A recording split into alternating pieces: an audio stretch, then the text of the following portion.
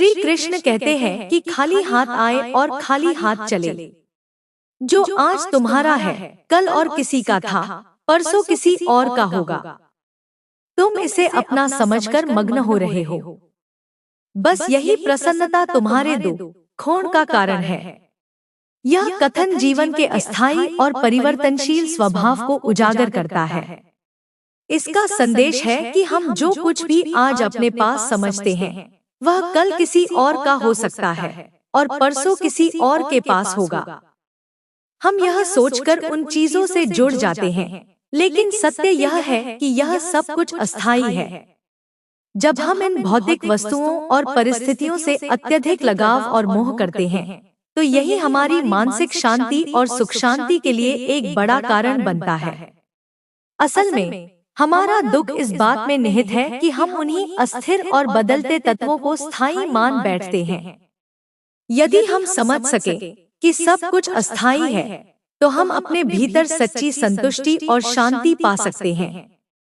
आइए एक कहानी के माध्यम से समझें। किसी छोटे से गांव में एक साधारण आदमी अर्जुन अपनी पत्नी और बच्चों के साथ एक छोटे से घर में रहता था। उसका जीवन बहुत ही सरल और शांत था और उसका मुख्य काम था खेतों में काम करना। अर्जुन को जीवन में किसी बड़ी सफलता की चाहत नहीं थी। वह बस यही चाहता था कि उसका परिवार स्वस्थ और खुश रहे। उसका विश्वास था कि खुश रहने के लिए बहुत अधिक धन, संपत्ति या भव्यता की जरूरत नहीं होती। अर्जुन का जीवन उसकी मेहनत, समर्पण और संतोष में बसा था। वह दिन रात खेतों में काम करता और जब उसका काम खत्म हो जाता तो वह अपनी पत्नी के साथ बैठकर चाय पीता और बच्चों के साथ समय बिताता। उसकी दुनिया इतनी छोटी थी, लेकिन वह उसमें पूरी तरह खुश था। उसकी पत्नी राधा भी एक शांतिपूर्ण और संतुष्ट जीवन जीने में यकीन करती थी। दोनों के लिए जीवन की सबसे बड़ी दौलत था उनका परिवार और आपसी प्रेम। लेकिन एक दिन अर्जुन की जिंदगी में एक ऐसा मोड़ आया जिसने उसे पूरी तरह से बदल कर रख दिया। गांव में एक नया आदमी आया जो बहुत ही भव्य और प्रभावशाली था। उसका नाम था विक्रम और वह एक बड़ा व्यापारी था। वह शहर से गांव में व्यापार करने के लिए आया था। विक्रम का व्यक्तित्व बहुत आकर्षक था और वह खुद को बेहद सक्षम और महत्वाकांक्षी समझता था। उसे देखकर गांव के लोग प्रभावित हुए और धीरे धीरे वह गांव में एक प्रतिष्ठित व्यक्ति बन गया। विक्रम का सबसे बड़ा गुण था उसका आत्मविश्वास। वह हमेशा कहता था, अगर तुम्हारे पास पैसा है तो तुम किसी भी मुश्किल को पार कर सकते हो। पैसा ही सब कुछ है। वह लगातार नए नए व्यापारिक अवसरों के बारे में गांव वालों को बताता और उन्हें सिखाता कि कैसे वे भी शहरों जैसे बड़े व्यापार कर सकते हैं। अर्जुन को विक्रम के विचार बहुत भाते थे, लेकिन वह इसे केवल एक अस्थायी उत्साह मानता था। वह जानता था कि जीवन में सच्ची खुशियां पैसे से नहीं आती। लेकिन विक्रम ने एक दिन अर्जुन से कहा, तुम इतने मेहनती हो, लेकिन क्या तुम्हें लगता है कि तुम्हारे पास जो कुछ भी है वह स्थायी रहेगा? अगर तुम भी मेरे जैसे व्यापार शुरू करो तो तुम्हारी जिंदगी बदल सकती है। विक्रम की बातें अर्जुन के मन में घर करने लगी। वह सोचने लगा कि शायद उसे भी कुछ बड़ा करने का प्रयास करना चाहिए। क्या वह भी उस स्तर तक पहुंच सकता था? क्या उसका जीवन अब तक गलत रास्ते पर था? यह सब सवाल अर्जुन के मन में उभरने लगे। कुछ दिनों बाद अर्जुन ने विक्रम की सलाह पर अमल करने का निर्णय लिया।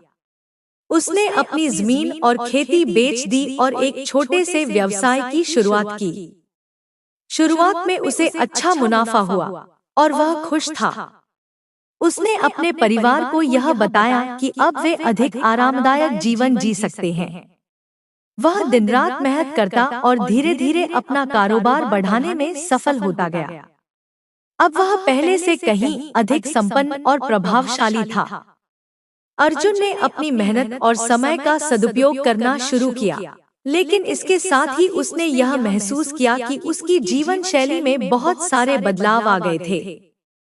पहले जो शांति और संतोष था, वह अब कहीं खोसा गया था। अब वह हमेशा व्यस्त रहता और उसके पास परिवार के लिए समय नहीं था। उसकी पत्नी राधा को भी इस बदलाव का एहसास हुआ। वह अर्जुन से कहती, तुम पहले जैसा खुश नहीं रहते। तुमने जो कुछ भी किया वह ठीक है, लेकिन क्या तुम सोचते हो कि यह बदलाव हमारे जीवन के लिए अच्छा है? अर्जुन को राधा की बातों का असर हुआ, लेकिन वह अपने निर्णय पर कायम था। वह सोचता, अब मेरे पास पैसा है और मुझे अपने परिवार के लिए अच्छा जीवन देने का मौका मिल रहा है। मैं ज्यादा काम करूंगा और फिर सब कुछ ठीक हो जाएगा। लेकिन जैसे जैसे समय बीतता गया, अर्जुन को महसूस होने लगा कि उसके पास जितना पैसा था, उतनी ही अधिक चिंता और तनाव भी बढ़ गए थे। पहले जहां वह अपनी जमीन पर काम करके संतुष्ट था, अब वह लगातार व्यापारिक जोखिमों और समस्याओं में घिरा रहता था।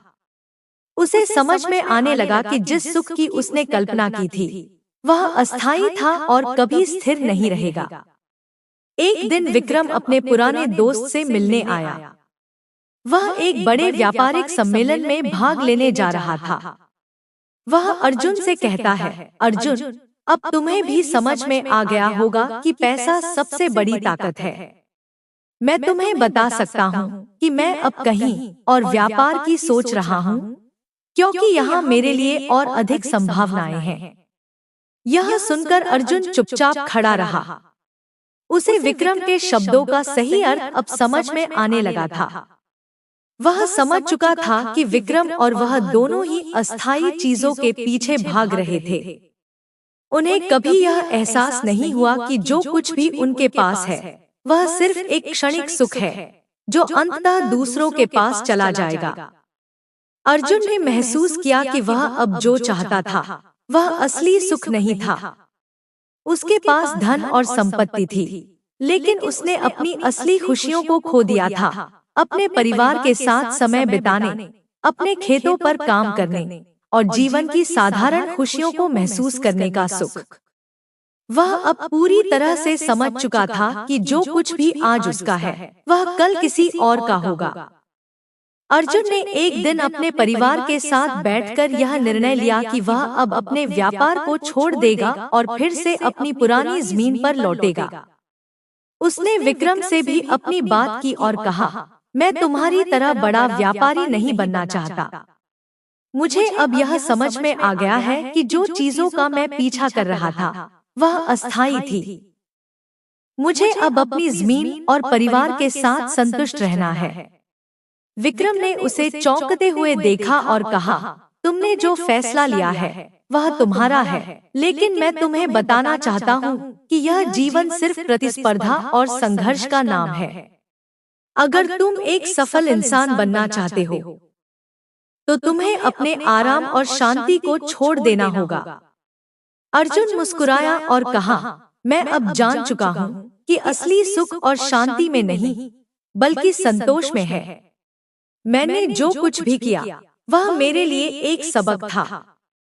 अब मैं अपने परिवार के साथ वही जीवन जीने चाहता हूँ, जो मैंने पहले जीने की चाहत रखी थी, साधारण, शांति से भरा हुआ जीवन। इस कहानी से हमें कई महत्वपूर्ण जीवन जीने के पाठ मिलते हैं। एक, अस्थिरता को समझना।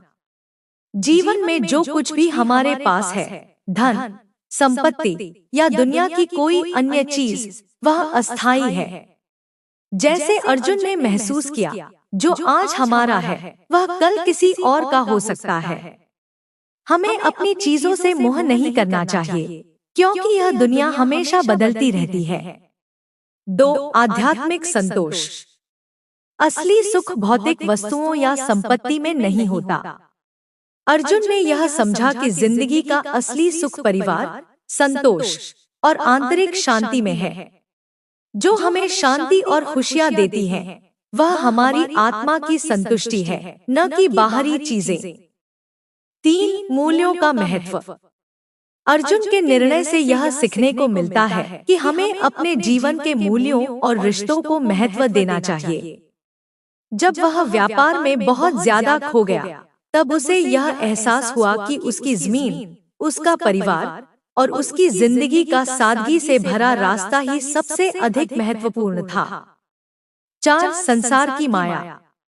विक्रम की बातों से यह सीखने को मिलता है कि अगर हम केवल भौतिक उपलब्धियों और प्रतिस्पर्धा के पीछे भागते रहें, तो हम अपनी असली खुशियां खो सकते हैं। असली सुख तब आता है जब हम संसार की माया और भौतिकता से ऊपर उठकर जीवन की सच्चाई को समझ पाते हैं। 5. संतोष में खुशी है। कहानी से यह भी सीखने को मिलता है कि संतोष सबसे बड़ी संपत्ति है। अगर हम अपनी वर्तमान स्थिति से संतुष्ट होते हैं और आंतरिक शांति को अपनाते हैं, तो हमें बाहरी दुनिया की दौलत या भव्यता की आवश्यकता नहीं होती। अंततः इस कहानी से यह सीखने को मिलता है कि जीवन में जो कुछ भी हमारे पास है, वह अस्थायी है। हम जो भौतिक संपत्ति और सफलता का पीछा करते हैं, वह हमें केवल क्षणिक संतोष देती है। असली सुख भीतर से आता है, जब हम अपनी आंतरिक शांति को पहचानते हैं और जानते हैं कि जो कुछ भी हमारे पास है, वह केवल एक अस्थायी चीज है। जो चीज हमें सच्चे सुख का एहसास दिलाती है, वह हमारे रिश्ते, हमारे परिवार और हमारी संतुष्टि है। जीवन में सच्ची खुशी और शांति सिर्फ आंतरिक संतोष और रिश्तों में होती है, न कि भौतिक संपत्ति या बाहरी सफलताओं में। कैसी लगी आपको ये कहानी जरूर बताएं। लाइक, शेयर एंड सब्सक्राइब करें।